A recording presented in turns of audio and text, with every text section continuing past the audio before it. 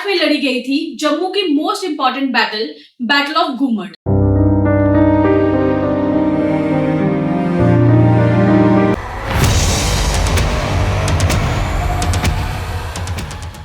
पिछले एपिसोड में हमने देखा था कि किस तरीके से राजा जम्बू लोचन जी ने जम्मू की फाउंडेशन रखी थी, और ये बात है 14th सेंचुरी BCE की, यानी जीसस क्राइस्ट के जन्म से भी पहले की। और अब आते हैं डोगरा टर्म कहां से आई।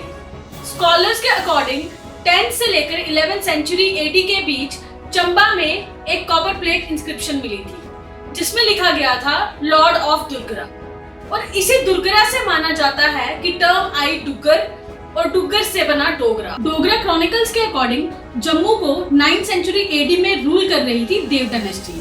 और अगर मैं बात करूं राज तरंगिणी की, जो कलहन ने लिखी है, उसमें हमें जम्मू का मेंशन नहीं मिलता है, हमें मेंशन मिलता है बाबापुरा का, जिसे दुर्गरा स्टेट का कैपिटल भी बताया गया है। और ये बाबापुरा प्रेजेंट है उधमपुर के किशनपुर मनवाल वाले एरिया में। और इसी बाबापुरा से कैपिटल शिफ्ट की थी मेनलैंड जम्मू में राजा मलदेव जी ने, जो देव डायनेस्टी के एक इम्पोर्टेंट रूलर हैं।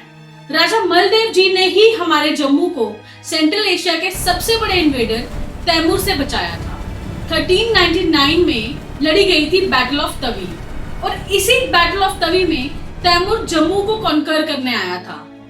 और इसी के बारे में तैमूर मेंशन करता है अपनी ऑटोबायोग्राफी मलफूजियत तैमूरी में।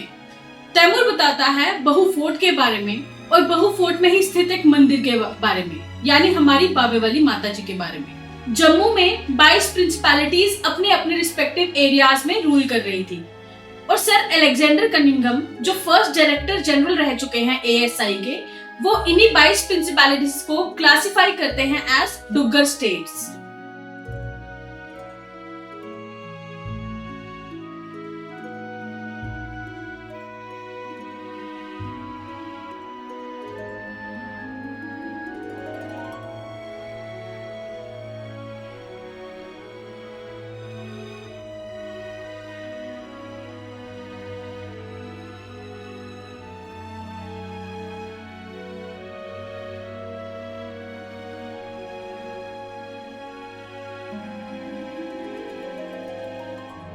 मोस्ट इम्पोर्टेंटली राजा रंजीत देव जी ने 1730 AD में खुद को जम्मू प्रिंसिपैलिटी का रूलर डिक्लेयर कर दिया, और कहा जाता है कि इन्होंने ही इन 22 प्रिंसिपैलिटीज को कंसोलिडेट भी किया था।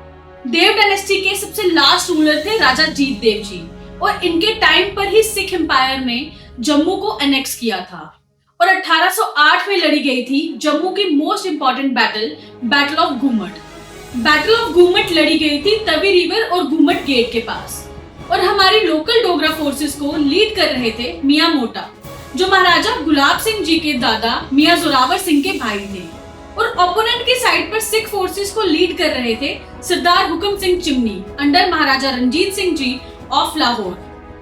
हालांकि इस बैटल में हमें जीत तो हासिल नहीं हुई थी, लेकिन इस बैटल की सबसे बड़ी हाईलाइट जो आगे चलकर जम्मू एंड कश्मीर को फॉर्म करती है, वो थे महाराजा गुलाब सिंह जी।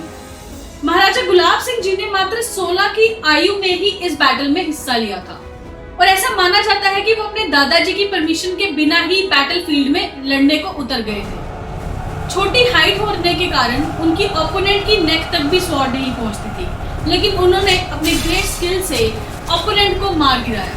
और 1810 में महाराजा गुलाब सिंह जी ने ज्वाइन की महाराजा रंजीत सिंह जी की आर्मी देसका में, जो सियालकोट के पास है।